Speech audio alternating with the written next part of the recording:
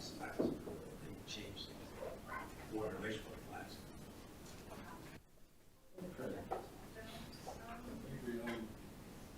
Just over my lunch hour today. Okay. Very good. I was gonna say.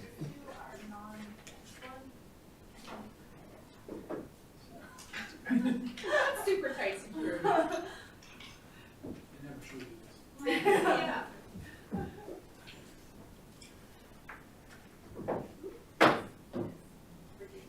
Okay, that'll take me a minute.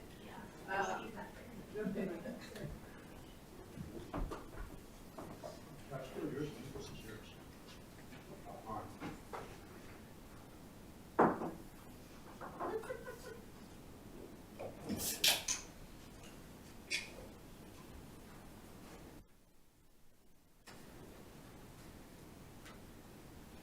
Making progress there.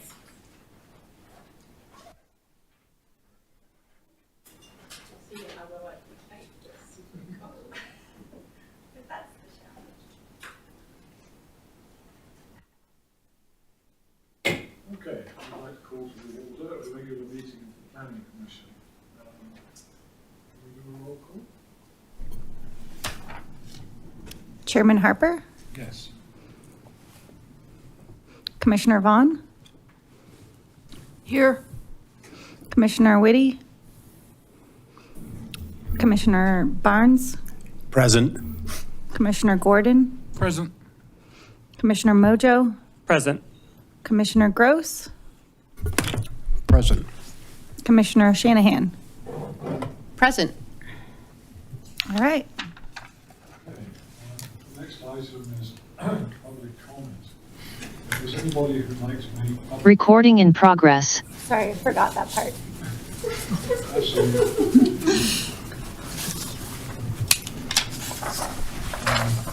Getting confused. It's fine. We don't, I don't know. item 2, we're good. But if there's anybody who'd like to make public comment on an item that's not on the agenda, which is the comprehensive plan update, this would be your opportunity to do it. But you know what, Yes, please. If you could state your name and the town that you live in, that would be helpful. My name is Jay Slater. I live at 7482 Marshall Road. And I'd like to make a comment regarding the survey results, specifically in regards to the 76th Street Opportunity Area. My comment on that is I believe the survey results are misleading in the sense that the community was asked to comment online and at the Chili Fest and other venues where you conducted survey results on development of that property. And what was depicted in the survey that residents were commenting on showed roughly half of that property being subject to development, and the other half, the western portion of that, would be open and preserve the natural beauty and scenery. There's a pond there as well that I think community residents would benefit from. So let me just look at my notes here, apologize. There were residents commented that lower density and medium density with height restrictions potentially on that property were what they were in favor of. And I know at least one of the plans that's been submitted for development on that property doesn't comply with at least that. So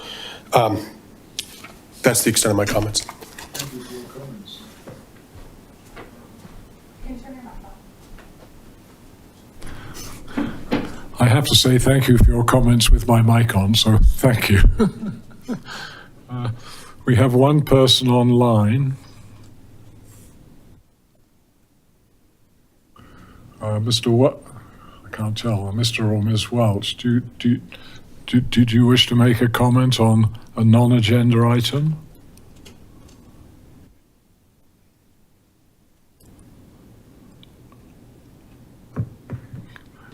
Go ahead. Hey, good evening. Can you hear me? Yes. Sorry, my camera is not on at the moment. Really, I'm just here to listen along. I have reviewed the draft plan. I added my comments into Shape Superior.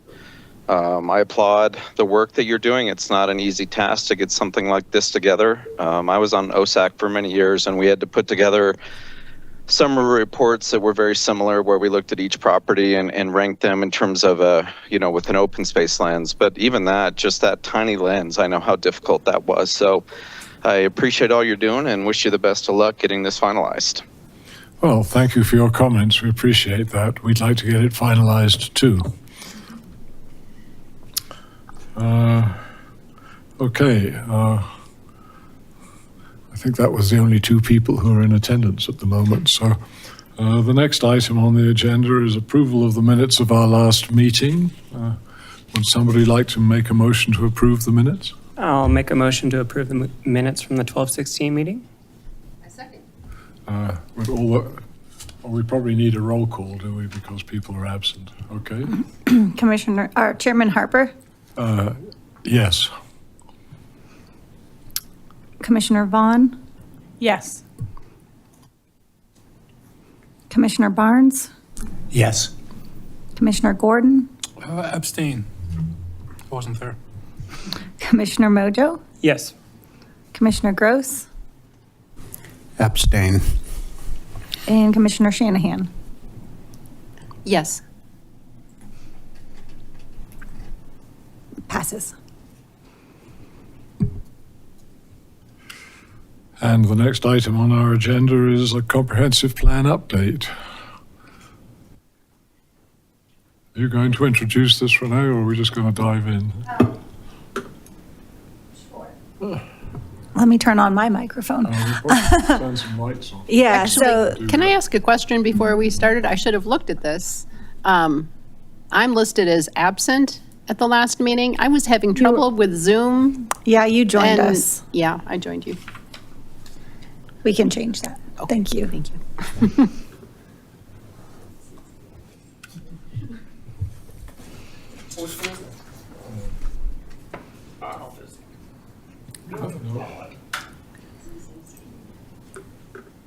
Is it that one? Yeah, I that's think perfect. so, yes. So this evening, we have our consulting team. Well, we have our consultant here.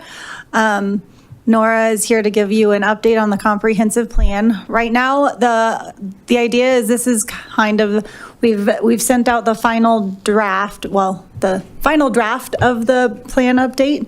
We're going to go through, all the sections, have a good discussion, get your feedback tonight. And then on the 3rd, we're going to ask you to make a recommendation. So you'll have a little bit of extra time since it's a long plan and Friday to Tuesday isn't a lot of time. I wanted to give you some additional time to think about and consider and send any additional thoughts or comments after this evening's meeting. Thank you. Is this is on? That sounds like it's on. Is there a way I can download this and view it in a PDF, the presentation? Nora, if you could speak closer to, I think you have Yes. to speak very close to that microphone in order for people to be able to hear. Great, thank you. Oh, there. Then you can, Okay. you can do like a full screen if you want to look at the screen. This? Or what about the 3 things on the far side? There we go. Okay, great. Thank you. Thanks, Renee. Hi, everyone. Nora Bland, Cushing Terrell. Good to see you again. We're really excited for this update and hope that you've had some time to look at the draft. But if not, we're hoping that we can continue to collect comments. Public comment period is open right now, so. Oops. I hope I don't need to. Use the arrow on Oh, got it. It's the side arrow, not the down. Tonight, we're going to talk about the purpose of the comprehensive plan, the review process thus far and moving forward, what we heard from engagement most often, key changes since we spoke to you in December, which include the executive summary, the implementation tables, other kind of minor changes in terms of plan organization, future land use, opportunity areas, and then we'll open it up for questions and discussion and talk about the next steps towards adoption. So really the purpose of a comprehensive plan, and this is likely a review for most people, but this is a public hearing, so we just want to make sure that everyone listening in or reviewing the recording is aware. It's a long-range policy guide for managing growth, development, and public investment. It builds on prior planning efforts while responding to changing conditions, different community priorities, and new opportunities and challenges that the town faces. So it's a policy document to inform decision-making by town council, commissions like yourself, staff, and community partners. I think I need to zoom out a little here. Okay. So an important thing to understand through this process is what the inputs are, so where we're gathering information, what the plan provides in terms of guidance, and then how it becomes implemented. So the main inputs are an existing conditions analysis that was done in 2020, the end of 2024, with demographics, existing land use, population, a market study, best practices research, looking at what peer communities are doing, existing plans and studies that have been adopted or created over time in Superior, and then community input through a process that I'll detail in a little bit. So the plan, what the guidance that the plan provides is that vision, the goals, and the strategies. And then the way that those become implemented is through the future land use plan, which includes the map, the future land use categories, and then those opportunity areas. And then the implementation matrices, which are now in each plan element chapter, are also those action steps, that roadmap for steps to take to implement the plan. And then kind of the implementation matrices or the actions really inform updates to the zoning code and other actual regulatory updates. A review of the outreach process. We started in summer 2024. We had a page on the project on the Shape Superior website. Community survey that was advertised at Chili Fest and Fall Festival. A business survey and a renter survey that were completed because we felt that those were gaps in the initial community survey of respondents. And then moving into fall and winter, we held focus group meetings and updates to various committees, and then commission and council updates. Moving into spring of last year, we held our speaker series, pop-up event to advertise our first open house. And that open house happened in May of 2025. And then we had an online survey version of the open house for anyone who couldn't make it in person. And then in summer and fall of last year, we did a rapid priority survey at Chili Fest, our second open house, and then another online open house activity for people who couldn't make it. And then here we are kind of now in winter 2026 through the adoption process. Are people hearing me okay through this? Okay. The top themes that we heard through engagement is that really people's love for Superior is rooted in nature, character, and community. There's a strong desire for balanced and thoughtful growth. Transportation and walkability are really high priorities. Housing needs more diversity and affordability. Local businesses need support to thrive. Arts and culture are emerging priorities, and sustainability and inclusivity have to guide future planning.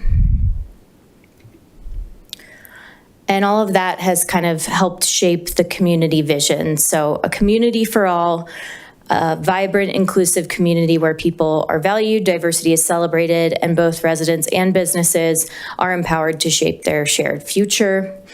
And then we've kind of got this little acronym here of what shapes Superior. S stands for Superior's distinct town character. H is for healthy and accessible environment. A is for active and community and connected neighborhoods. P is for prepared and resilient community. And then E is for economic vibrancy. And so within the draft, you'll see associated with the goals are the letters that are highlighted in full color that connect back to these kind of community values. The plan elements that the plan addresses are land use. We talk about future land use and designations, town character and opportunity areas. Community is really about the people, so demographics, cultural identity, community engagement and town events. Economic development addresses workforce and jobs, education and income, and the town's long-term fiscal sustainability. Housing, we talk about housing supply, affordability, and future needs. Sustainability talks about greenhouse gases, water, energy systems, and green building. Resiliency is hazard mitigation, regional partnerships, resilient infrastructure, and preparedness. Parks, recreation, open space talks about the existing network and amenities and the role of open space. Town utilities and infrastructure, we talk about utilities, health and safety, and maintenance. And then transportation, multimodal mobility, safety, and connectivity. Understanding that this plan was completed in tandem with the transportation plan. So the plan elements, kind of the recommendations that are associated with those are broken down into 3 different levels. Goals are really those broad statements that push forward achieving the vision.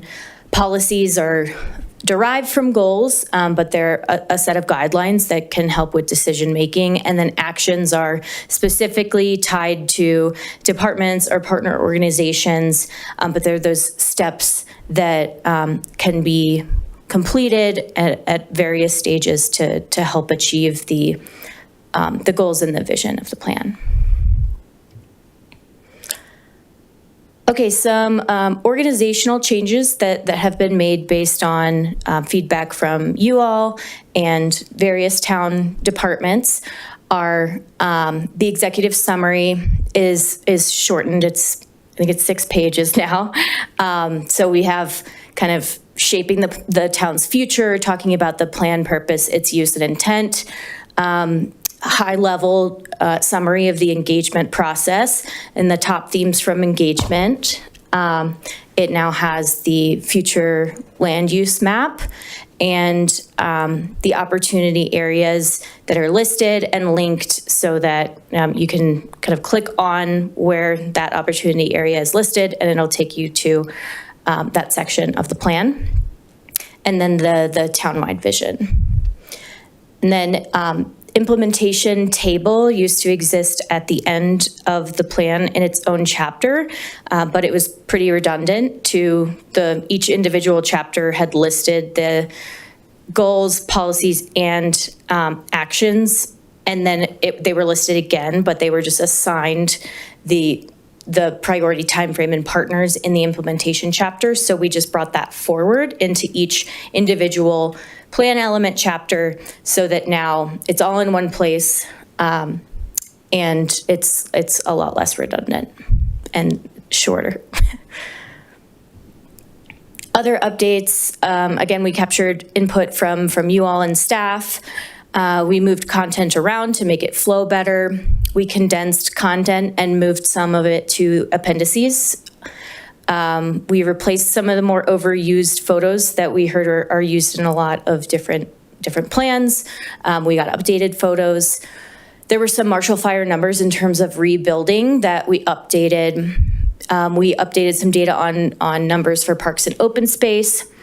We introduced color coding for the chapters, as you can see on the right, increased some more of the visual appeal with replacing text with graphics, and then other just minor formatting and grammatical changes.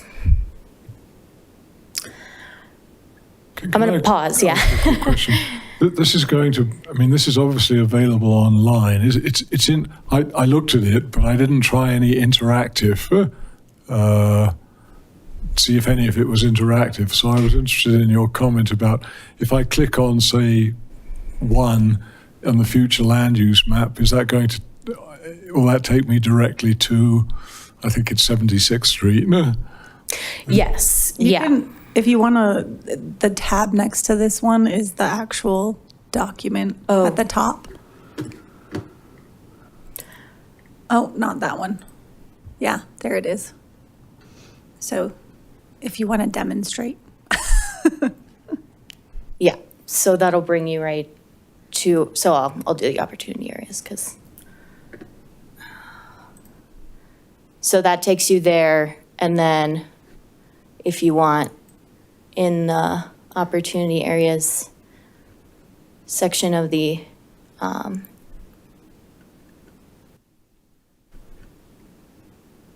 oh, I guess that got changed. Oh, yeah. We, yeah, no, this should be, I think what an update from tonight can be is they'll be listed here and linked right here. They're linked in the table of contents in terms of that's where you can find all of the opportunity areas, but they were meant to be linked in the executive summary specifically to each one, so that if you want to find 76th Street, you would click on that right under here. I think that would be great. Noting that. Yeah, we had it, and then it was taking up the whole page, so the We can just intent make it was to small. like put it just listed on this page instead of have like a whole page dedicated to each one. Yes, yep. Thank you for that comment. Any other thoughts or comments before I move on to future land use?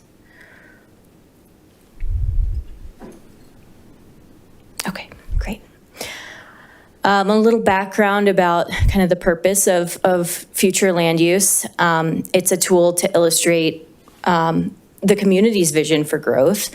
It helps guide decision-making or recommendation on land use applications. It's informed by the public history and landowners, and it is amendable. What it's not is regulatory. It's a guiding document. It's definitely not zoning, but it can inform updates to the zoning ordinance or guidance on rezoning applications. It's not a plan for development, and it's not new. The 2012 comprehensive plan had a future land use map. So we have our designations here. There were minor changes to these, basically just splitting out single unit residential into detached and attached, and that's really just reflecting what is an attached or detached single-family use in the town. And then I think before we had them labeled as single-family and multifamily, which we've updated to unit. Otherwise, I don't think there were any significant updates rather than, The parks. oh, yes. So the parks have been changed to developed park, open space, and private circulation and green space, whereas before they were open space, natural, open space, recreation, and I think open space, natural, private circulation and green space were included in that.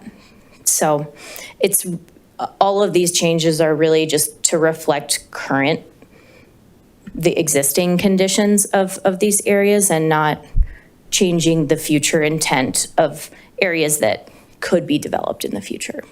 And private circulation would be what? It's a lot of Rock Creek Ranch. So it's HOA? Okay, got it. Yes.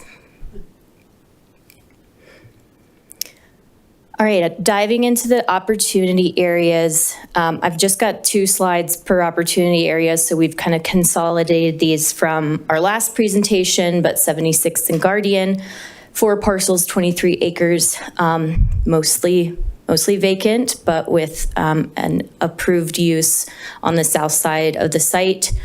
What we heard from the community for preferred land use was low to medium density housing, light industrial, or no scenario and no development. Recommendations here for the land use, primary is medium to multi-unit residential and light industrial, supporting a specific type of retail like a daycare.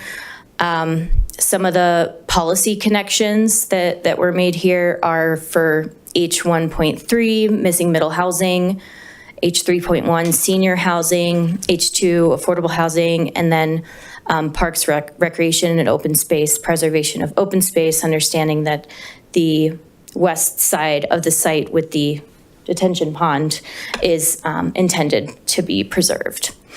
Built form would be a grid or modified grid. Parcel size for the residential would be between small and medium.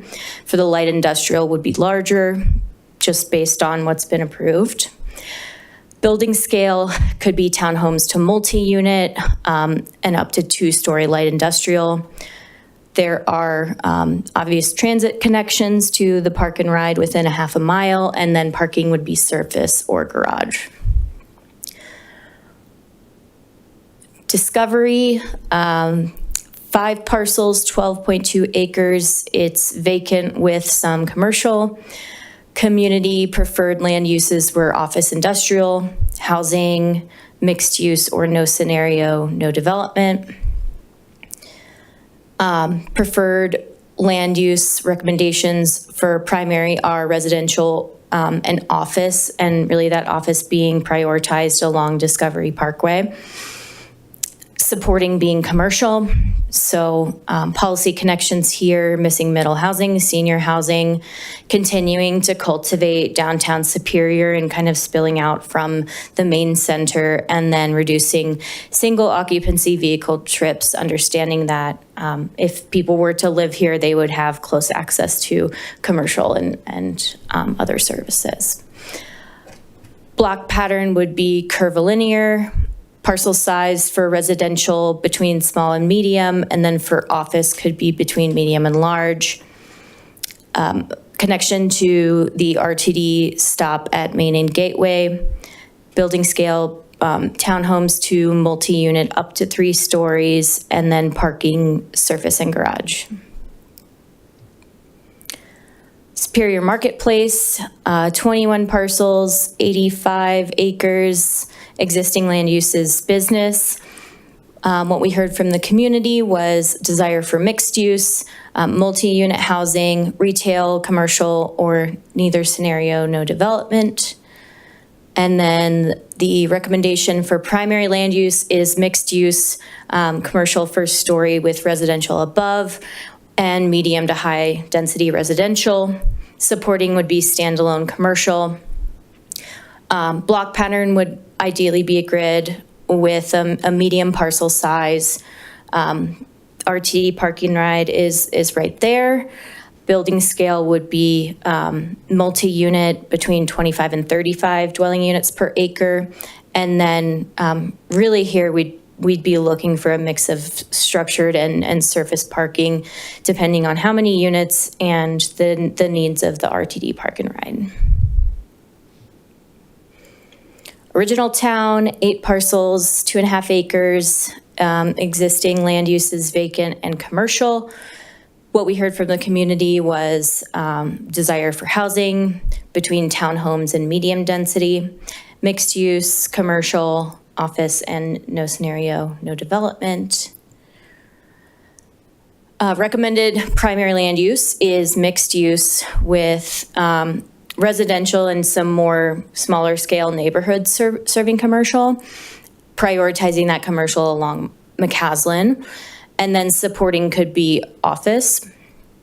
Block pattern would be a grid to reflect original town, small parcel size, 3 transit stops are within a quarter mile.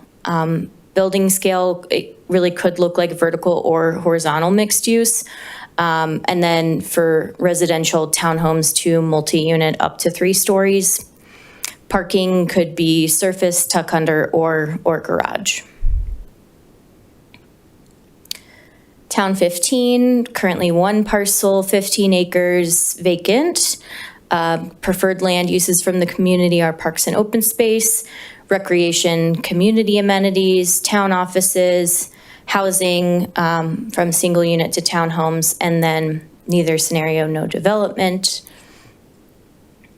Recommended primary uses for open space and recreation. Supporting uses could be housing, park space, and open space. Built form block pattern would be a modified grid just based on how the shape of the site. Parcel size for residential would be small, but pretty large for recreation, think sports fields. No transit connections present. Building scale for a recreation facility up to 2 stories, and then single unit to townhomes for residential between 5 and 15 dwelling units per acre. And then parking would likely just be surface and attached garages based on that building form. Can I ask a quick question about that? Yes. How come with opportunities, it's only development? Only opportunities that are listed are for development, not protection of open space.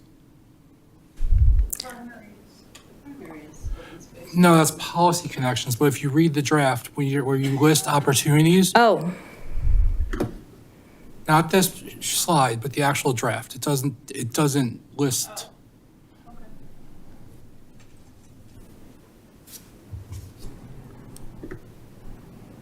It's page like 65. okay. Sorry for scrolling.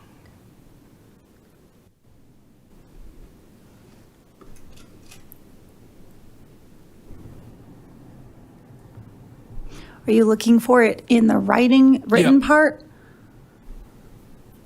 So you're saying we should add it, because it is under the land use as the primary, but it's not listed. But I'm Do just we- saying, like, every opportunity is listed as development.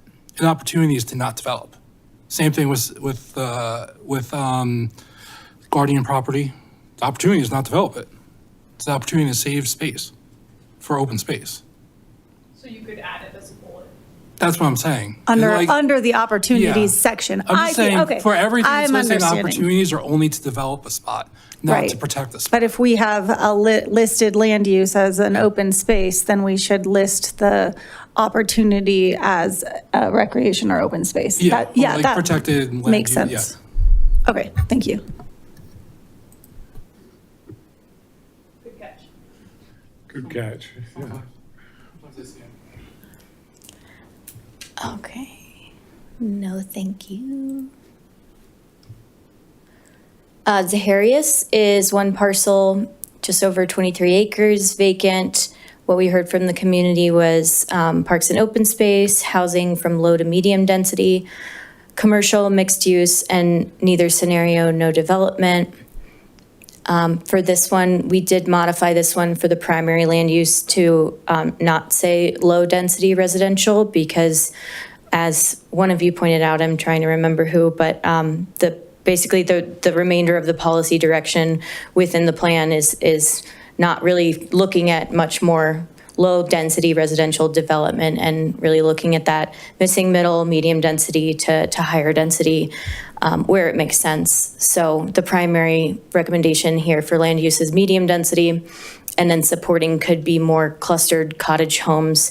Again, not in that low density residential, but more of the missing middle. Policy connections are missing middle, open space, senior housing, and connections to trails. The block pattern would be curvilinear based on the site, small to medium parcel size.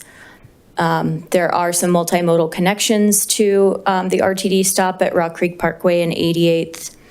And then building scale would be townhomes to multi-unit between 15 and 20 dwelling units per acre, and surface parking and attached garages. Last one, Resolute, 5 parcels, almost 6 acres vacant. what we heard from the community was hotel, retail, commercial, housing between medium and high density, parks and open space, and either scenario, no development. Recommended primary land use is mixed use with a preference for hotel and commercial, and supporting would be medium to high density residential. Policy connections here in economic development to pursue a lodging development in town, affordable housing, senior housing, and connections to trails. Built form for the block pattern would be a modified grid. Medium to large parcel size, pretty close proximity with multiple stops with transit stops within a quarter mile. Building scale could be up to 6 stories, and then a mix of surface and structured parking depending on the final uses of the site. Oh, wow, we're at the end. This is our next steps. I'm happy to go back to any section, or we can jump into the plan if there are sections in the plan that we didn't address in the presentation. But our public review period is through January 30th. It is on Shape Superior with an associated survey that allows for open-ended comments. We just ask that people provide page numbers so that we can understand what they're referencing.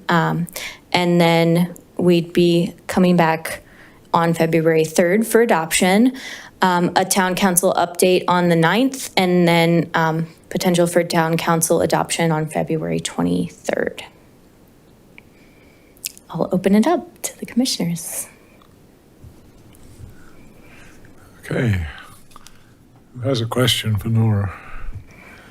I do. Go ahead. So what makes these opportunity zones, aside from the fact that they're available to be developed, or in the case of Superior Marketplace, redeveloped? Are there incentives for developers? I think there's some policy direction within our strategies and actions to incentivize for things like affordable housing, and it's not, there's not, I think that would probably need to come in the code update, which comes after this.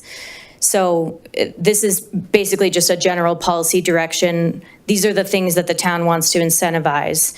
I think one of the pieces of feedback we got from you last time was, let's identify specific opportunity areas in the plan where we want to see affordable housing. And so that's now in the policy direction that says prioritize Superior Marketplace and 76th Street for affordable housing projects.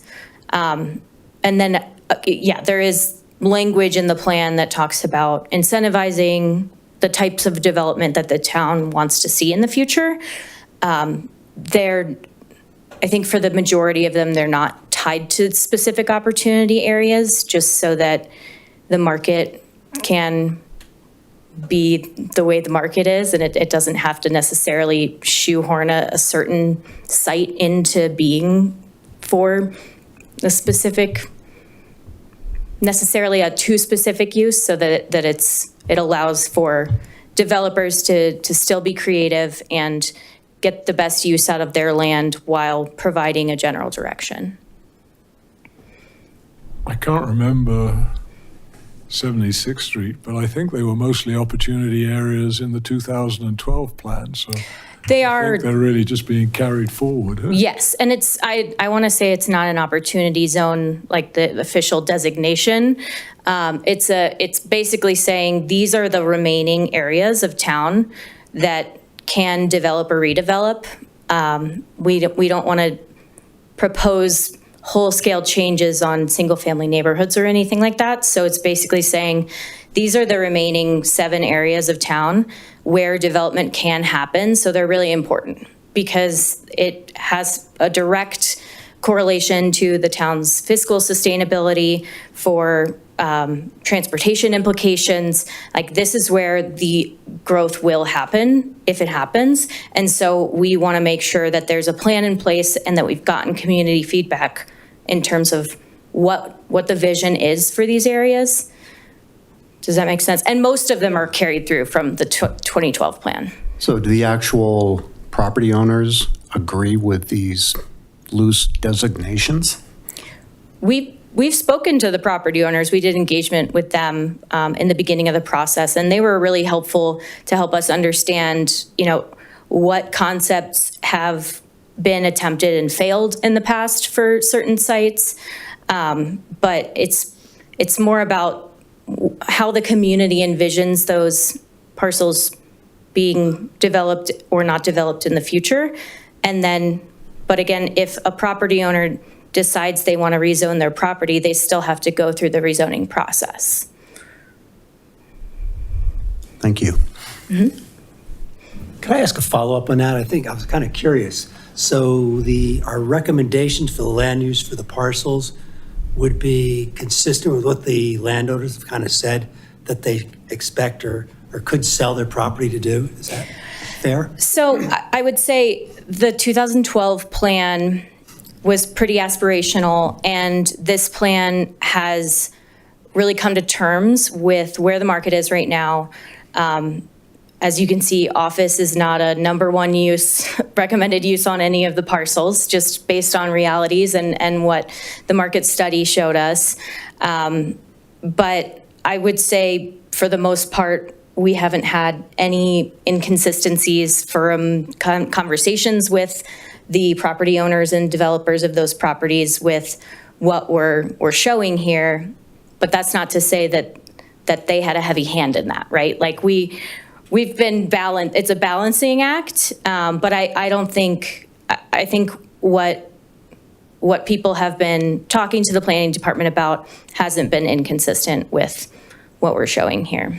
Okay, great. So a high likelihood, if this is our aspirations for the properties, that could really come to pass. I mean, hopefully. Hopefully, yes, I know, yeah.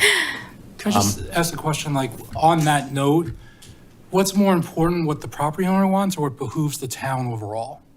I think putting a plan together is what we think is best for the town, not what's going to be best for the person who owns an opportunity site. Oh, sure. I mean, if they bought it under a certain thing, I wouldn't take the input from there over what we think helps the town more, in my opinion. I think a lot of times we ask the question, people up here ask the question, what about the people who own these properties? What are they doing? Consult them. I think it's more, we put out there what we want, and then they should adjust to us as a town. I'm just, as a comment, statement, just espousing my ideas. I think we're here as a commission for the town, not for the property owners. So I don't think anybody would challenge that view. No, I'm just thinking it'd be nice, what we have as a desire is what the market's telling us, this will probably work. That's all I was trying to feel out. So it's just kind of good to hear we've actually arrived at something like that. Again, just making a comment. So just a general question for getting feedback. The process we did last time, having that PDF where we could all mark up and give comments, did that work well? Yeah, I think we can streamline it in the future. I think the fact that we were getting staff comment at the same time as your comments, staff wasn't able to comment in the same way that you were. So I think for you all, I think providing that draft did work well for, those of you who used it. I think it did, the online version, being able to comment on that. Did it work okay for you all? I thought it was good. I had a lot of comments and yeah. Okay. Easy for me, I thought. Because we're happy to do that again. Yeah.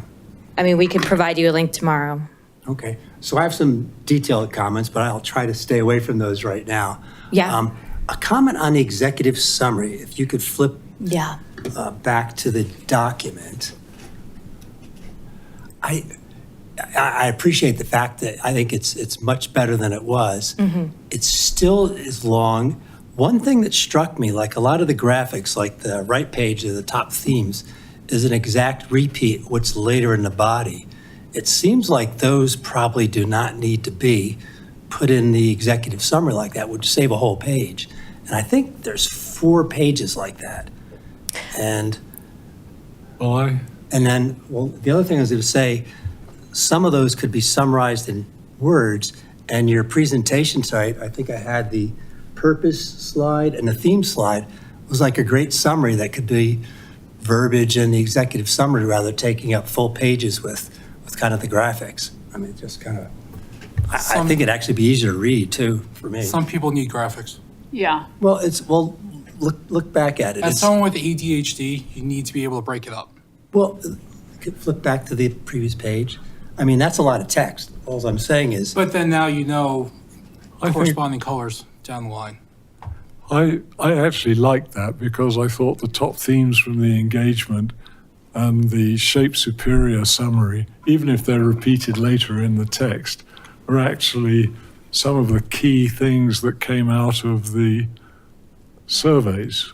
yeah. So I thought that I recognize that they were repeated later, but I didn't think having them repeated was a problem. Or what, again, And I kind of like, and I didn't think, what's the executive summary is about 6 or 7 pages It's 6 now? pages now. And I thought for a 276-page document, 6 pages of executive summary.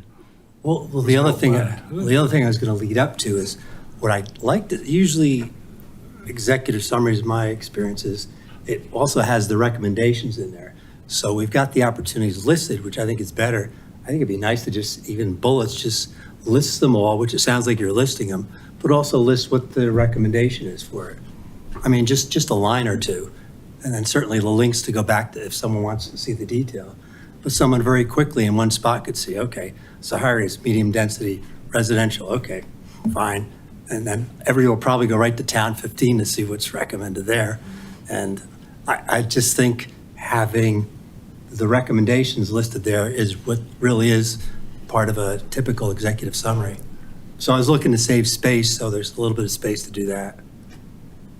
I understand what you're saying, but for this kind of document, I don't agree with you because the land use opportunities are too expand. I think just putting in the recommendations without having the pictures and the detail would not be very informative. So that's why I asked earlier about if you click on that, if I click on that one, for instance, if it takes me to 76th Street, Oh, yeah, we can link the map I too. mean, if you That would be good, sure. if you can link the map to the real section, that would actually meet your goal Yes. without having to put more text in it. Yeah. Okay. I've got What? a comment. I took a look at Louisville's comprehensive. I got lit up too. Cool. No, never mind. Go ahead. Sorry, that was my comment. Oh, you're looking at it too? Yeah. Okay. Yeah, I took a look at Louisville's comprehensive plan. They are pretty much on the same timeline that we're on. And they had a page in their introduction that was 10 big things to get right over the next 10 years. And I just thought that was kind of a really positive way to kind of present things. And, you know, obviously these are priorities. So you might want to take a look at that. Okay. My question is very much aligned with that. So to what extent has staff and the consultant team been kind of kept apprised of Louisville's process? You don't care about Louisville? No, we are tracking what they're doing because we know we're kind of, we've gone ahead and behind. We're leapfrogging with them in this process. So we've been following along and tracking to see. Aren't the 10, sorry, Ryan, aren't the 10 big things the top themes that came out of this? In Louisville's? No, here. Top themes from engagement. I mean, isn't that the 10 big things that we're really aiming for? Well, we only have 7. Louisville has about twice as many people as we do, so maybe that's why they have more. So I would just say, kind of align with where you were going with it. Like, they're very much in our same process. They have a 2013 plan. We have a 2012. They have a 95% plan out right now. It was just released. They're going to do an open house on the 28th of January. I have a few comments because I've read through theirs as well. One of my comments was, it's a better narrative. Like it is more readable to the entire public. And that's really important in this plan, to the point they have the 10 big things we should get right over the next 10 years, but then they get into who uses this plan, and they break it down to residents and communities, staff. Use this plan when you are doing these things, and it's just like a really solid narrative. The other thing, or two more things that I really like from their plan that I would love to see in ours, is they have a really good community profile, which is an awesome snapshot of their town right now. Something that I feel like our 2012 plan misses, and it wasn't even until we kind of had some members in our audience at our public hearings kind of go, oh, I was part of the town when we were drafting that in 2012 to kind of explain something. We're missing a bit of the context of it. And so I think if we were able to provide more of a snapshot of who we are right now with like numbers and demographics and how we changed, it might more influence how we drafted and kind of interpreted our position statements on the opportunity areas. Lastly, they have 340 pages online right now. The last 200 pages are just scans of their community feedback or things that they elicited from open houses, dot exercises, scans, or I guess it's recreation of our big boards with Post-it notes. But I think they were capturing more of the true sentiment that, you know, might provide additional context to this. So I would just say if we're comparing their plan and our plan, theirs is more comprehensive. And I think that's important to anyone that wants to read this, you know, starting February. This is not elicited, you know, from a chat GPT, or like it's truly them saying, hey, this is how we want you to use this plan. These are our big plans. And I think the narrative makes the big difference. So those are my comments. I don't have any questions though. Thanks. Yeah, it's like the first slide that she showed tonight, what it is, what it's not. You know, like incorporating some more of that just for someone who picks it up and like, why do I have this? Who should use it? Yeah. Just making sure we're not trying to do like a wholesale rewrite. Some of the budget, comments right? made it seem a little bit like that, so I just want to clarify. No, it is simply to say, Louisville, our closest neighbor, is doing the exact same thing. They have a really great 95% draft of a comprehensive plan. So do we.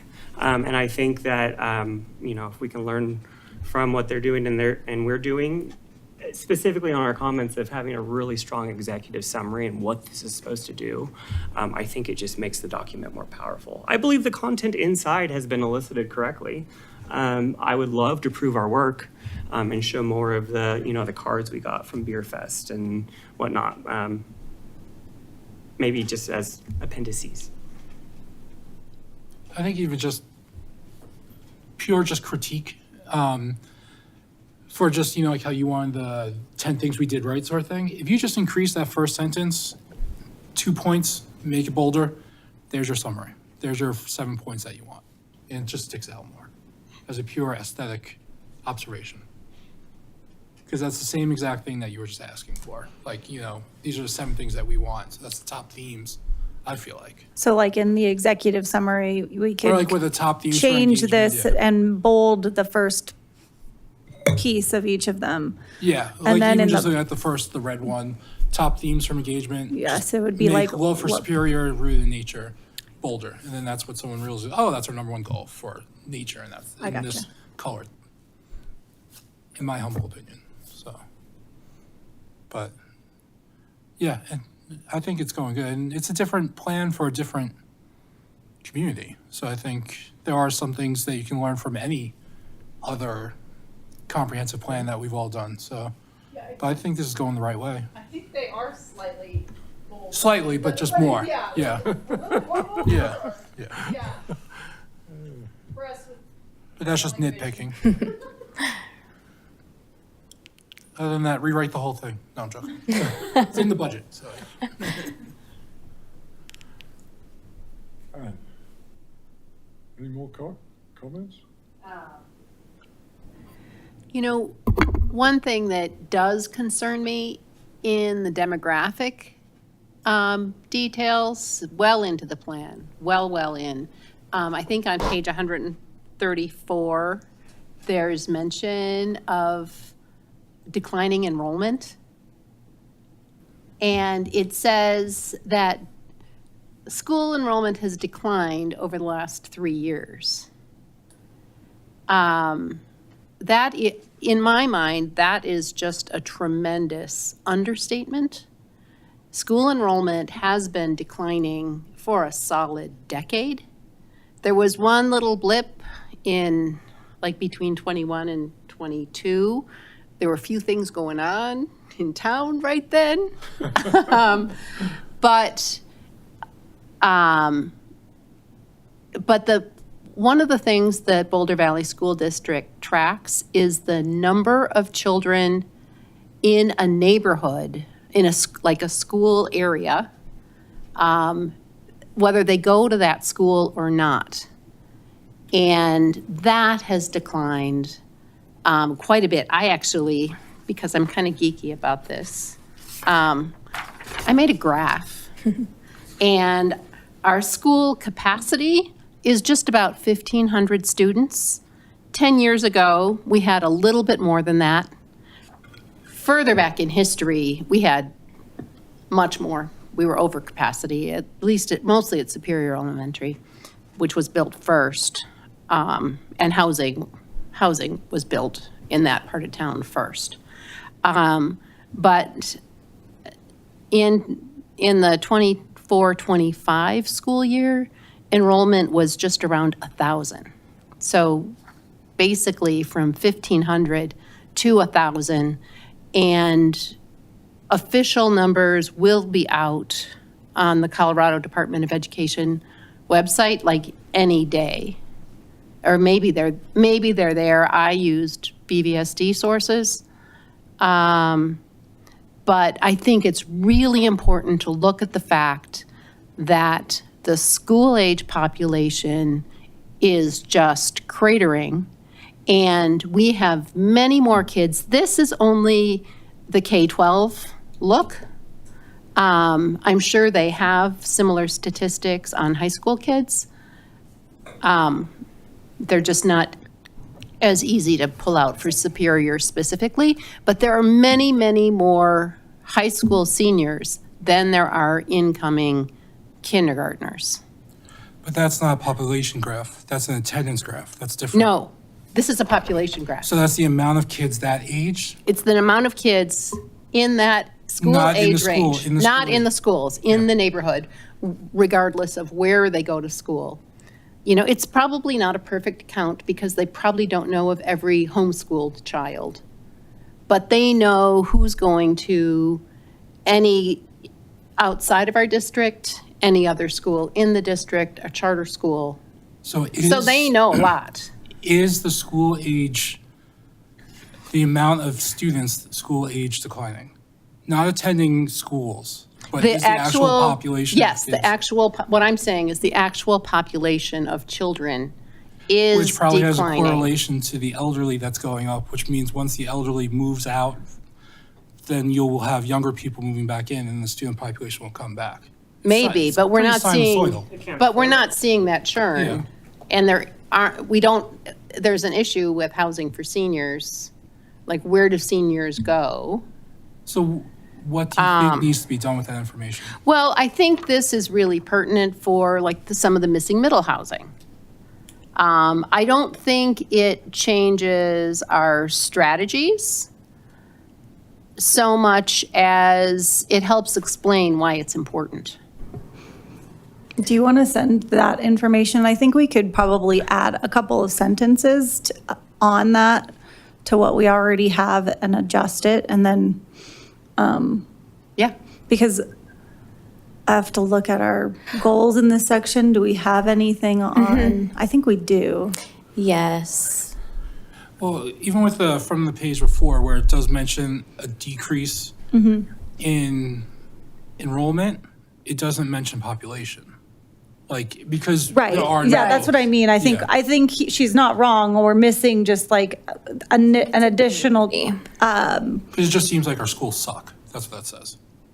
It sounds But they like when you don't. read that. I know, but I'm saying that's. Right, yeah, but no, when I you read that- understand, When you read that yes. where it's like our enrollment's declining, So it just sounds like people just aren't going Yeah. there Right, anymore. but it's our a decrease school-age in school age. population is Right, so I think we need to tie substantially. those two things together and then make sure that we have a goal that talks about, Yeah, sorry. And I think part of this is that the existing conditions, we realized that there were duplicate. So this section,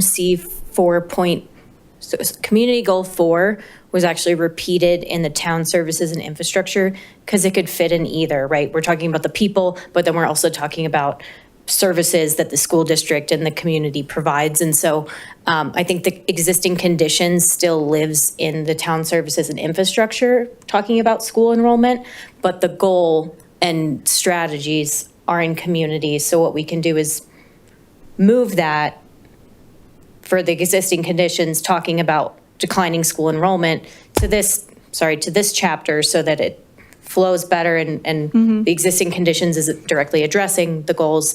But I guess what would your ideal be to add to that statement of existing conditions, just kind of honing in more on making sure that we continue to provide housing options for younger families with school-age children? Yes, I think it is a housing, I think it's very, very much linked to housing. And when we talk about the demographics, just saying declining enrollment doesn't get at the fact that it's declining child population. Right. And people sending their kids out of the neighborhood, though. Because high schools are declining, and other schools, once you get to an age where you can send your kid to another school and you can drive them there, countless people do that. right, so both are true. The Both are true. enrollment is declining because people are choosing not to go to school here, but the population itself is also declining, so it's kind of like a double, Double-edged sword, yeah. yeah. I think that, I think it's mostly affordability and not the schools, because my kids go to Monarch High School right now, and it's one of the few schools that actually has increasing enrollment right now, because I don't know. But I think the schools are doing really well, and people want to go to them. But like Superior, you can't get in unless you. Well, now you can. Yeah, I still. think now you can get into pretty much any school you want to go to. Yeah. but Um, I think what you're saying is true all over Boulder County, isn't it? I mean, I think the Yeah. Boulder Valley Well, School District, the whole population was down this But year. it's more of an affordability. No, but you can than like the send your schools. kid to another school now. Like the way that Boulder Valley did it was so that people of lesser means could send their kids to a better school, essentially. Again, not deriding anyone, just that's the theory behind it. But what happened was people who are of lesser means can't drive their kids to another school, can't do that. But people in our community, which is generally very well-to-do, can send their kids up to Boulder because they'll drive up there, they'll get someone to bus them to carpool there. So the thing is, in good communities, if we have separate, like their kid likes to play a certain sport, they'll go to Fairview. Their kid likes to do another thing, they'll go to another school for robotics. So I think that's just a thing that somehow needs to be taken into account, or like understand that that is a major factor with declining enrollments. Well, the school district is going through a whole process to address declining enrollment. And one of the things that could be, the schools could well face a pretty major reorganization. There could be some consolidation. There's a process that's kind of district-wide is getting ready to just kick off. There's a process at El Dorado right now to address the future and stem the tide there. You know, and I mean, in my mind, I think the town should be as supportive as possible of the local schools. Well, yeah, no, I mean, I send my kids to local schools, I fully believe in them, but I'm just saying, like, there's certain things that, there are outside factors. It's a very multifaceted sort of problem with why people aren't sending their home schools. And then it's also just, besides declining population, the ability to send your kids out for when you have a good school or a great school, and I'm like, well, my kid really likes to do this, so I'm gonna send them to the best school for that. So I think it's just hard to factor that in. Yeah. But- Well, and El Dorado will try to be the best school Yeah. But in like- whatever, I mean, they're gonna work on that. But they're still fighting the fact that the number of school-age kids is declining, and that is very, very closely tied to affordability in housing. We just don't really have starter homes anymore. There is none. I think if we, I think if we make the connection between the population, the school-age population declining, which I think you suggested, or was what Renee suggested we do, I think we've captured probably 70 or 80% of the reason. I think that's the big picture. And that's what we want to point to here. And, one of the goals or actions is, to maintain active, relationships with the school district and the schools themselves in the town of Superior so that we can, ensure the longevity of our education system in Superior itself, or something along those lines. We can figure out where it belongs, but I think you're right, is missing that piece, and we want to make sure that when we read it, it's above and then it's in the goals. So. Right. Thank you. I've got no other comments. My comments were about Louisville's plan.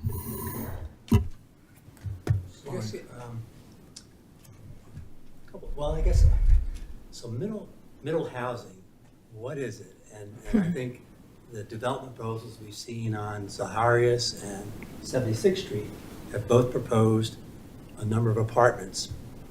The developer or the proposer for Zaharias described his apartments as housing for the missing middle. Now, I kind of thought the missing middle, when we talked about missing middle housing, and then primarily homes for sale. Homes or some units, housing for sale, not for rent. And so that's a question, but then even if, it strikes me, my bias going back to the school thing would be, are we more likely to get more school-age children if it's homes for purchase rather than rents? I don't know the answer, but my gut reaction to that, I think so. I can start and maybe, so typically when we talk about missing middle, it is more about the size of the unit. So we're talking, you don't see as many developments that are fourplexes, sixplexes, or maybe apartment units that are larger than one bedroom or studios. So it is more of the size of the units and the size of the development. It's less about the for sale and for rent. And then another factor is, as you likely know, is the difficulty of building condominiums in Colorado. Builder's liability makes it really difficult, or basically only the big developers will do it because of insurance reasons. But it is more about the scale and less about for sale and for rent. Anything to add, Renee? No. Or clarify? How about any data on, are there more school-age students in homes that are owned versus homes that are rented? I will say that this is a Front Range, if not nationwide, issue with school enrollment. We're seeing it in Parker, we're seeing it in Lockbuoy. We're seeing it in every community that we're working in right now. And there are so many factors. Affordability is a huge piece of it. People are having fewer children. It's becoming more and more expensive to have childcare and every other factor that you have to spend money on when you have a child. So it's not a Superior specific problem. It's definitely a problem here, but we have to we have to understand that there are so many factors in play here, affordability being an important one. But I do think that in this plan, we try to, we have highlighted the importance of building affordable housing, building housing diversity, which is another piece of missing middle, and trying to support families that want to stay here, maybe families that want to move here. So, as biased, I thought it meant homes for sale. Didn't we get feedback from the renters in like Bell Flatirons and stuff that they'd love to be able to afford a house here? Yes, in the renter survey for sure. So I guess and the question that I don't think we can answer, but is, do we think we're going to have a lot of apartments in Superior anyway. I mean, the Marketplace and RTD are both going to be, rental units. We've got, 350 to 400 coming online downtown. If Zaharias and 76th Street both go to rental properties, it's a lot of rental units. And I guess I'm wondering if we're missing one of our goals to try to have more affordable for own housing. I mean, that's a question that y'all will have to answer as we go through it, as development opportunities come to you for rezoning and for site development plans and things like that. For sure, there's a balance. You're going to look to the housing strategies and then this comprehensive plan to know whether or not there's the correct mix of housing types. But Nora's not wrong that like missing middle doesn't necessarily mean for rent or for sale. It's really the kind of housing that a young family is needing or wanting, and the size and the number of bedrooms and the location and how it's laid out from do I have a side yard, or do I have like some space for my kid to play, just, some green space out front that's shared, or, like all kinds of different factors go into that. So is it, a townhome style, or is it, apartments that are 3-4 stories? Like those are all different types of housing, even if they're for rent or for sale. So is that the wrong term to use? Like, do we want ownership? Well, that's my question. That's what I feel, because if you move to Superior as a renter, and then say a home that you can afford opens up in Broomfield, you're going to move out of town. Your kids are going to go with you. So is using the term missing middle the wrong thing that we want to do? Or just be specific, the missing middle ownership or something like that. That's my question, yeah. That's how I feel. Yeah. Well, So- wouldn't it be starter homes that we're looking for? Like homes that you can buy, build equity, and then get a bigger home, and then that home goes to someone else who can So then the buy, term build missing up. middle does not suffice. Well, it would be called a starter home. So We then would using like the some term starter missing homes. middle is wrong. Yeah. Middle's the size of the house, but it seems like maybe we should also say a priority is having some starter homes so people can stay in the community. Yeah, I'll provide a little more context. So condominiums are such a great starter home. You're probably not going to get any. It's just so hard for builders to take on those insurance premiums, and that is the ideal for a starter home. You may be able to get some apartment units that after the 10 years, they can convert into condominiums. They can condominiumize the rental units into condos for ownership. But it's just really, the market is really the determining factor there.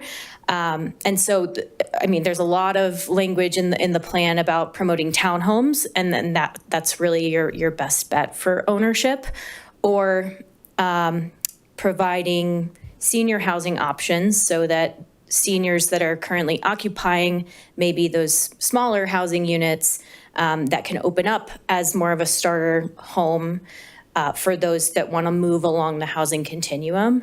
I think the importance that we want to focus on is housing diversity and then producing more to help the market level itself out and provide more options for residents. So I think I don't think we want to get tied up necessarily on terms. It's more about, at the end of the day, we promote diversity, we promote affordability, and we promote additional housing development, right? But then does that take into account a family of 4, 5, or 6? Because if you're just saying we want missing middle, then it could be, I mean, how many apartments in here can fit a family? As someone who's looked at Bell Flatirons, there's not a lot. So, and I think the other thing is, it goes back to my point before, is it for the developer or for the town? We could say what we want, and then if we have to adjust down the line, we adjust down the line, but our moonshot is starter homes. So I think that like the way we talk about housing, we include all of these things. And I think when we go to an actual development that's proposed, because we don't want to say this property should be for rent and this property should be for sale. We recognize as a town and as residents that maybe they all shouldn't be for rent, or maybe they all shouldn't be for sale, and there should be a mix for sure. So we know. I think it just comes down to importance in this, because a lot of people like to demur to the fact of what it says in here. So should we talk about something along the lines of housing should, like promote a mix of rental and for sale units, or some I was going to ask, why not say that our preference would be, we've got 2 large parcels where we could probably fit homes for sale, Zaharias and 76. Let's say, gee, our preference is those, because we're going to have rental units in RTD, we're going to have rental units in the marketplace. We already got another 350 coming online in downtown. That's a lot of rental units. So the thing we're probably missing is starter homes. And it just reminds me of when they were coming here talking about the development across the street, how his thing was, well, it pencils out to do this right now. It should pencil out for the town, no matter what, forever, in perpetuity. So I think one of the things is, you need people to be able to buy a place here. And like I said, people demur to the fact of what it says in here. So it's important to have it added in there that starter homes are a priority. And I think the other thing, if this was something, let's say we all think that's best, then it sends a message to the developers who are proposing rental units. Oh, gee, that's going to be hard to get approved. Maybe we should look at the Boulder Creek Homes or Remington and see what they could do for the property. That's all I'm saying. Maybe perhaps steer it in that direction, or try to steer it in that direction, if we think that's the right answer. The other factor, I'll just devil's advocate, is that, so let's take Zaharias, for example. We spoke to the property owners. They've tried for years and years to do residential on the property. Original vision for it was some commercial use for the town's bottom line. That's why it's continued to stay vacant. There is an opportunity for a mix of housing there that could happen now that we're recommending, okay, you know what? We understand that the market isn't going to support commercial there, particularly because there's no more interchange that's happening with Interstate 36. And so understanding that while our dream was for some commercial there, we understand now that it doesn't make sense, and no developer is going to come in and say, you know what, I'm going to spend the money for those retail or commercial tenants to fail or turn over constantly, and then have vacant commercial storefronts or a residential property that people don't want to live in because there is vacancy there, or it just remains a vacant property. And that opportunity for housing is lost because the vision didn't align with market realities. Is it a problem if it stays open for the town? Does everything have to, do you go to a town and go, I'm really happy they developed every square inch of this? Or do you go there and you're like, oh, they waited until this was developed correctly? Or, oh, there's open space? Well, and that's part of what's gone into these recommendations. We've But that's what I'm looked at saying. all of those, like the market. Yeah. We've also looked at what residents want. I don't want to start adding a lot of verbiage that hasn't been vetted, but I think it's fair that when we talk about a mix of housing, we also talk about a mix of rent versus for sale, right? Like, I think that's for sure something that we can conclude from this mix of housing that's needed, that we all acknowledge and that residents have shared with us. But I don't want to start creating new policies or new actions that we haven't vetted from, throughout this process. But if it's a valid concern, shouldn't it be vetted then? It should be included and we just should talk forgetting about about it for sure. But it wasn't brought up It's not- throughout this process. But it's not, this isn't a complete draft, right? So we can still bring stuff up? Or do we Absolutely. just forget about it? No. That's why we're here talking about it. Yeah. That's why I'm like, I think that we can for sure add, we can talk about what makes sense to add and how it makes sense to add it and where it should go and what it should look like. Yeah, I mean, I think when we talk about affordable housing projects, we can add in, like, we'd love to see a mix of for sale and for rent. I think maybe a part of a disconnect could be if we're talking about like capital A affordable housing that's deed restricted, most funding that's going to come from the federal government or the state, that's almost all for rental units. But that said, I think we can still include language because we're not necessarily tying it to a specific funding source, so. So is affordable and missing middle the same?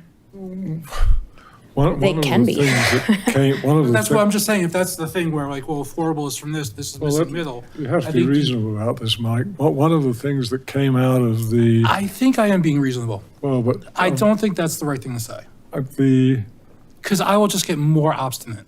well, I hear you, but one of the things I was going to comment that came out of the housing presentation that the president of Boulder Creek Neighborhood said was the most expensive housing you can possibly build is new affordable housing, because you have to go through it's got the same costs as every other house, plus the costs of complying with all the regulations and raising the funding for it.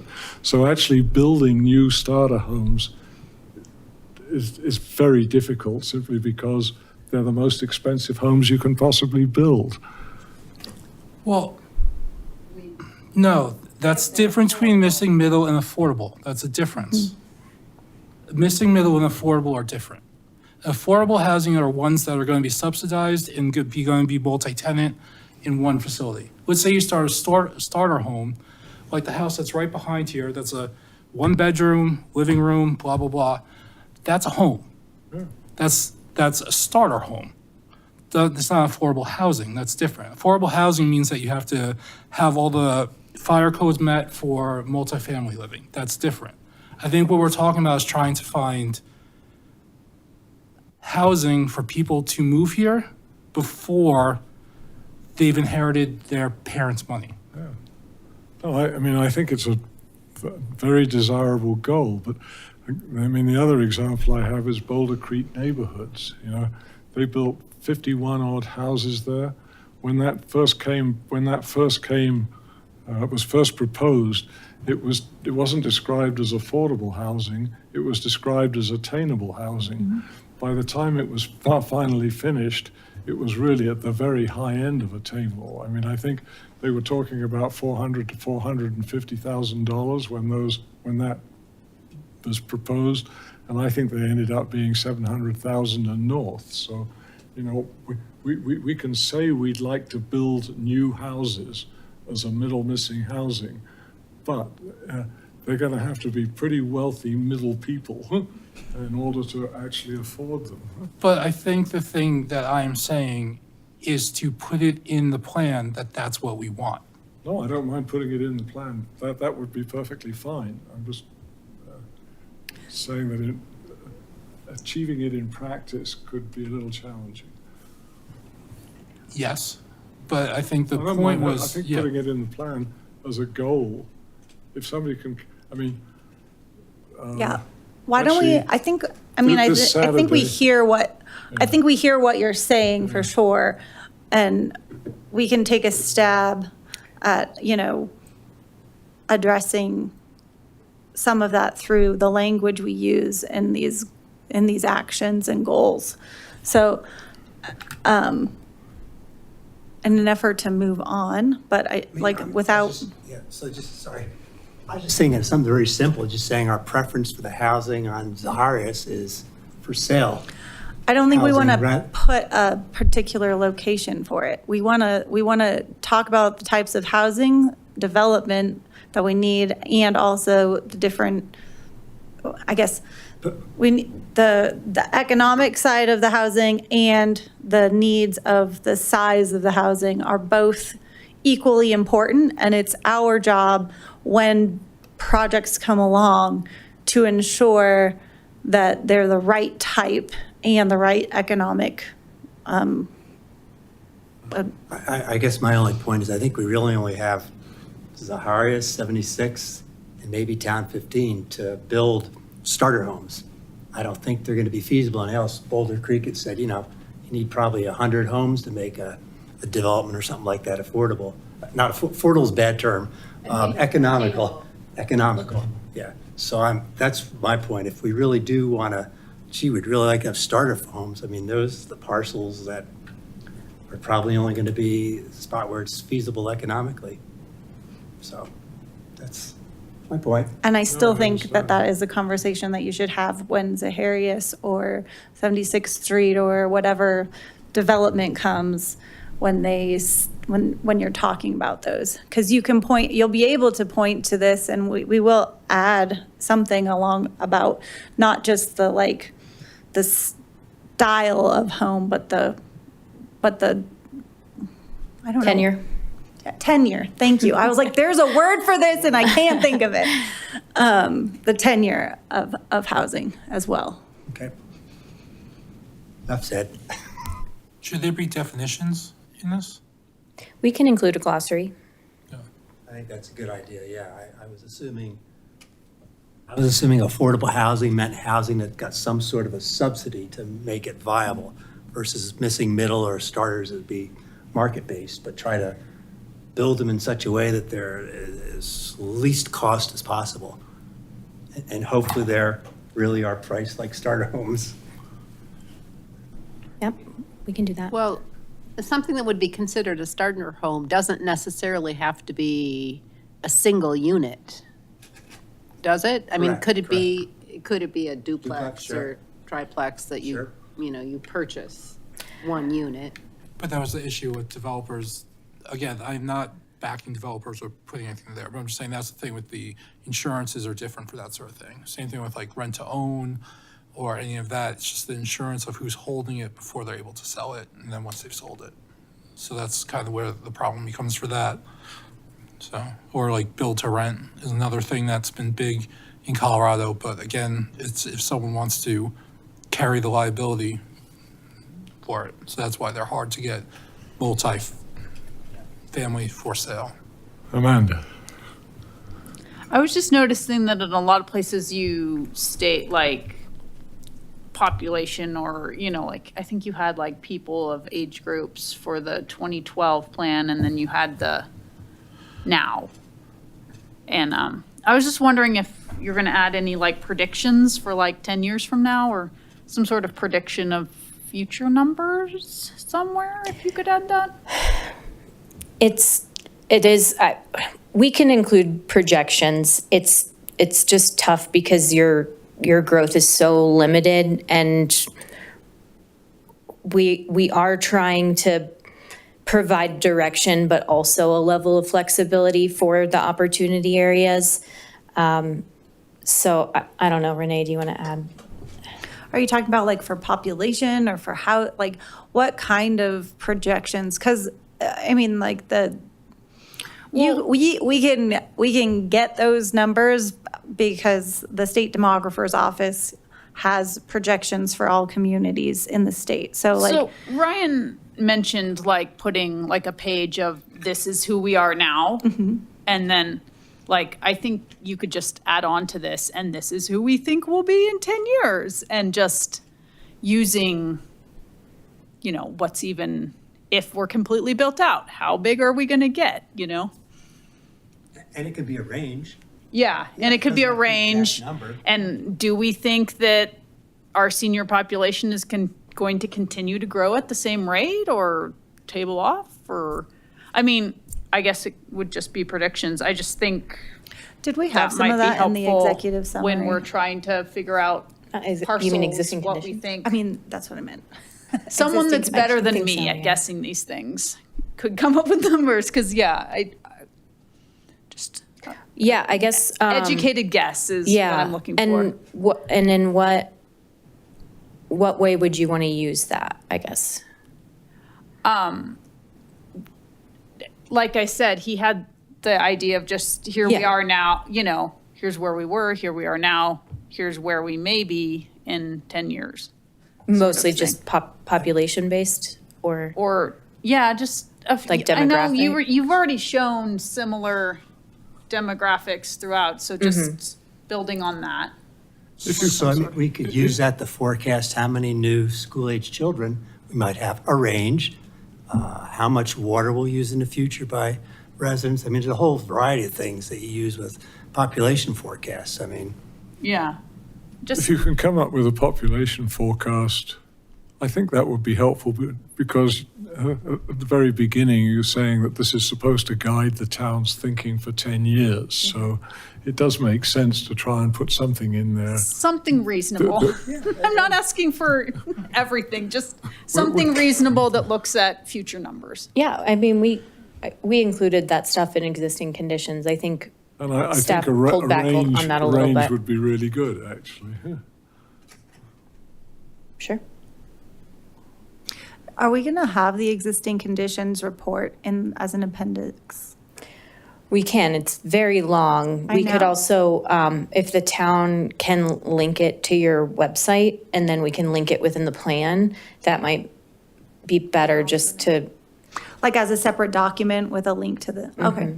Yeah, that's just an idea. We could add some information about projections and then link that like in the plan. And then as part of the appendices, we could link the full narrative of the existing conditions report. yeah.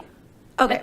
I think that's super reasonable. We could do that. Yeah, and I think also it would like the people that are going to make the next comprehensive plan in 10 years will look at that and be like, they thought this was going to happen, but it didn't. This happened. And then they can adjust accordingly. The Louisville plan, the Appendix D, is the future residential growth estimate methodology, and they kind of walk themselves through how they came to all of it. So I think it does set a nice context. Yeah. This is what we thought was going to happen in 2012. Here we are in 2024. Doesn't quite. We had to build that over that. So like it just kind of helps us to make better decisions. We're planning no more fires. No COVID, no fires, no wars. no flood. David, There are times when I'm really glad we live in the middle of the country. Projections link. Are you asking for a comment? yes, but not necessarily. Well, I think the desire for. Call it an opportunity. Yeah, well, this is a great discussion. The desire for attainable housing or missing middle or housing diversity, these are all wonderful goals, but we are constrained by the costs of land in Superior and the cost of construction. If anything in recent history qualifies as this type of housing, it would be the Rogers Farm development. And when I was looking to move here 3 years ago, those houses were $650,000. And I'm sure they're a lot more expensive than that now. So I don't know how we codify this. All we can really do is encourage the property owners and the developers to work towards that goal. tree. That's all we can do. Absolutely, yeah. You would have thought wee cottages would come with a wee price tag. Well, originally it wasn't a wee price tag, but it was a modest or a more modest price tag. Okay. Does anybody want to make any more suggestions? Nobody wants me to. Okay. Well, thank you, Nora. Thank you for the presentation. I hope our comments have been helpful. I think so. Yeah. Speaking for myself, I really like this. I really like this revision a lot. I thought including more information about. When I first saw it, I had Mike's reaction to it, and then I thought, no, I mean it's quite proper to put the themes and the shape and in the executive summary, because that's what you started off by trying to dig out. My own feeling about the area that I've always been most interested in is the opportunity areas, because that was where I felt that we could the most difference could be made, if you like. I mean, we have 40% open space. There's not much opportunity to add more open space. We have lots of trails. There are opportunities to add more trails, but I don't think they're going to make a huge difference to the town. Nothing like what the development on the opportunity areas makes. And I need to look more at the details on the opportunity, but my first impression is that actually each opportunity area pretty much allows almost anything, which was true of the 2012 plan as well. I mean, you have a primary use for each area, but then you have a supporting use for each area. And I'm sure that if a developer came in and said, oh, well, this meets the supporting use, we would probably feel that that was an okay activity, even if it wasn't a primary use. So I think having a primary use is good. I think having supporting uses which allow flexibility for what the developers can do in that area is actually very helpful too. So I kind of like that. I mean, I agree with Mike's comments that one of the things I've always felt was that the downtown Superior, they have design standards over there for what the buildings have to look like, for how high they can be. It would actually be quite helpful to try and develop some of those for these sites, which would really go to your point. Garrett, who came into the town council meeting last Monday, was it really yesterday? Last week ago, wasn't it? Came in and presented this concept plan that said, oh, by the way, we have 350 units for Zaharias, and they're almost all going to be affordable at one level or another. They obviously thought that making these units affordable was the key to success for getting approval for their concept plan. And actually it got shot down completely on the grounds that 700 additional cars would overwhelm 88th Street. If they'd been told that ahead of time, they probably wouldn't have wasted their time putting that concept plan together. And I would really like, particularly for areas like the marketplace, which already have PDs in place, to get some idea of what we think should go there.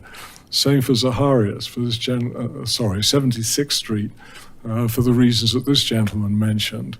Same for, I thought the extended activity on Town 15 was used up an awful lot of people's time that could have been avoided if there'd been a better idea of what we were really going to let be built there. So, I've suggested this to Renee. She hasn't responded yet.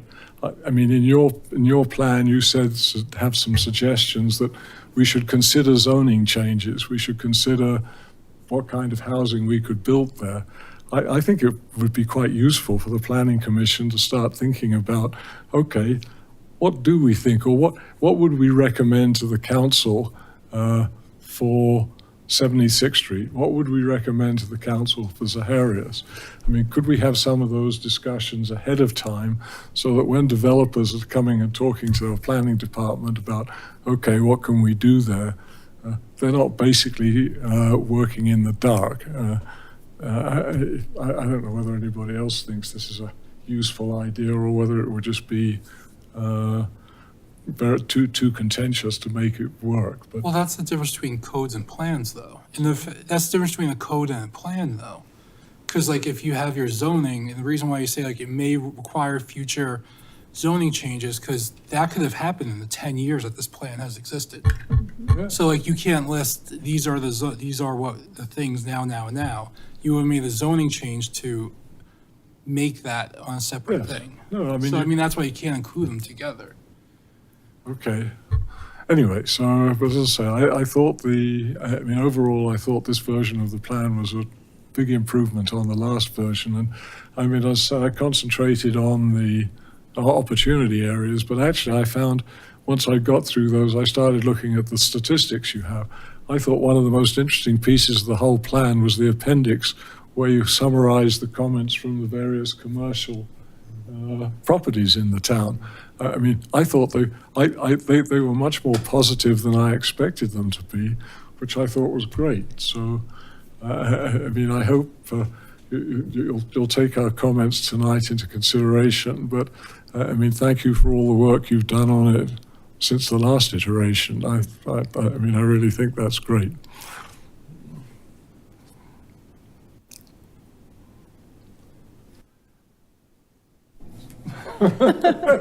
You know, one thing I'm really excited to see is work that's a little bit more on the transportation side, where, like, I was really struck with the discussion on the housing proposal for 76th Street, or the concept, and it had nothing about pedestrian and bike access.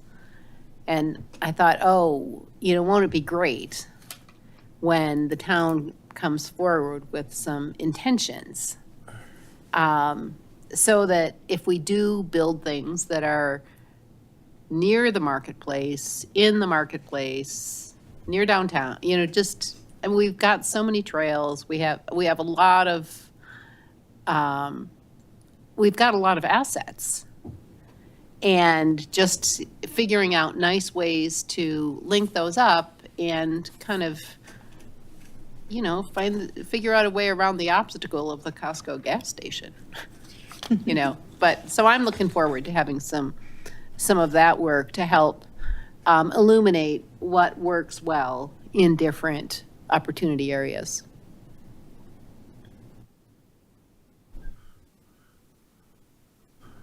Are we ready to let Nora go home? I'm good, yes. You're good? Okay. Anybody else object? Good. Thank you, Nora. Yeah. I think we're done. Thank you all. Have a good night. Sorry, thank you.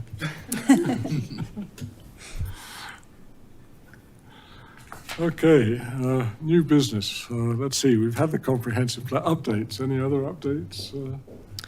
The only update I have tonight is where I thought there would be fewer people, and so I didn't put the voting on this evening's for chair on here.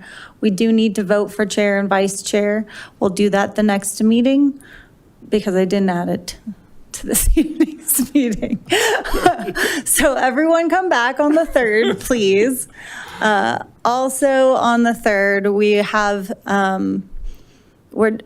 we're going to vote on the final draft version of recommendation to council on the plan.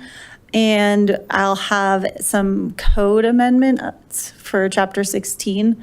You'll review chapter 16 code amendments in advance of the town council adopting code amendments. So there are a few sections where we're amending the code in chapter 16 specifically. So we'll bring those to you for your recommendations as well. They're on exterior lighting, EV charging, Oh, and property drainage. I noticed that the exterior lighting on the house on William Street, oh no, on Coal Creek Drive, seems to have been turned down a lot lately. I don't know. Well, I mean, I know I know what you're talking about. I think that I don't know if it was during construction it was different or if they reset their timers to be, because I mean, Mike and I drive by it every time we come down here, and I just noticed driving by it tonight that it seemed a lot less bright than it did earlier in the month. Okay. Any update on the food court? Oh, yeah. and we sent them comments and they haven't, there was a good amount of them, like nothing like crazy that should have them walking away by any means. but I'm sure they're very busy making all of the changes or suggested like comments and talking amongst each other about them. So I'm not surprised we haven't heard anything back, but hopefully we'll hear something soon. Anything about breaking ground on Kite Crossing? We have, so they're trying to schedule a groundbreaking ceremony.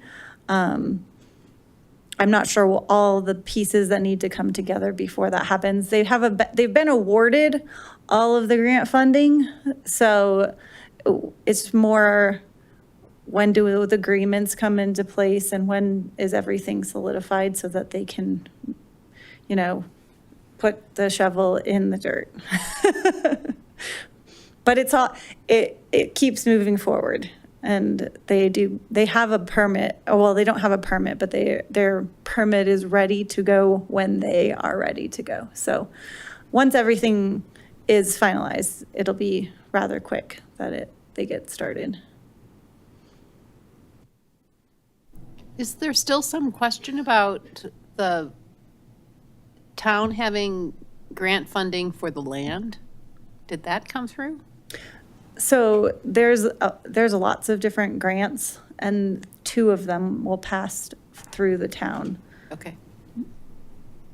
So there's a Boulder County affordable housing tax that everyone pays into that they use to support affordable housing projects. So we were awarded funding from that. Nice. And then the state CBDG, Community Development Block Grant Disaster Recovery funding is also in the works. We've received the award letter. We just haven't gotten the agreement from the state for that funding. So both of those will pass through the town. Yeah. Yep. Yeah. Both of those were received in the last week and a half or 2 weeks or so. So they've been long processes, but we keep inching forward. Does anybody else have anything else? In that case, we'll inch forward to an adjournment. We're adjourned.